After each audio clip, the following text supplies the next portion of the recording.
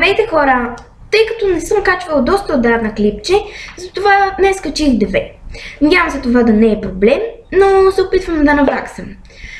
Така, 2 седмици не съм качвала клипче и ето го на... Да, днес, както най-вероятно вече сте разбрали от заглавието, ще говоря за това как можете да се измъкнете от училище и какво може да ви бъде оправданието. Това са няколко начина, от които аз доста често съм имала полза. Но това няма значение много голямо, в смисъл дали аз съм имала полза, защото важното в момента сте вие. Така, още от сега казвам, не съм бягала от училище, никога не съм се отваряла на госпожа и никога не съм спорила с учител, ако някой пита. Така, да започваме с съществото на клипа. Така, както най-вероятно доста от вас знаят, че когато се направят на болни, могат да се разминат с училищните занятия. Да, при мен този метод доста пъти е действал. Но сега ще ви предложа няколко начина как да стане по-ефикасно и по-достоверно.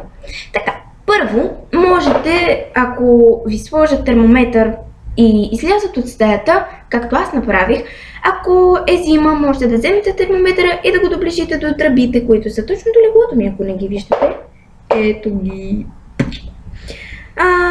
Слагаме термометъра за 2 минути, слагаме го под мишницата и хоп, 38 градуса, няма да ходиш на училище. Да.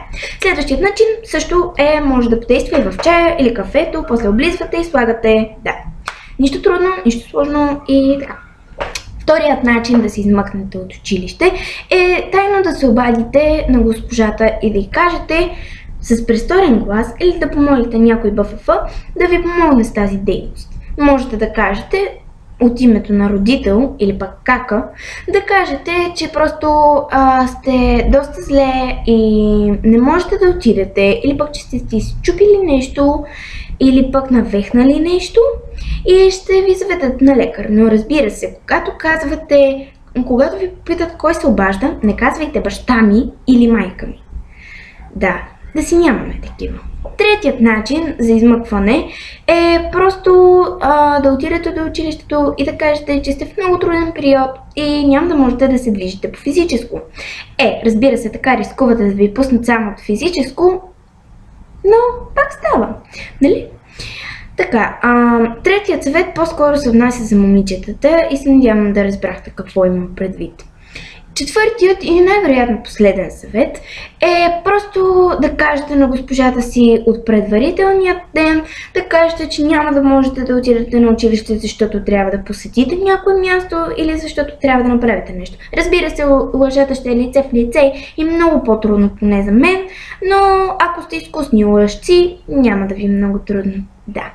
Това бяха съветите за днес. Надявам се клипа да ви е харесал. Надявам се училището да не ви е чак толкова мразно, че ви искате да се отървете от него. Но все пак, ако е така, можете отново да изгледате клипчето и да понаизустите това. Надявам се клипа да ви е харесал. Ако е така, пръста нагоре и червеното копче абонирай.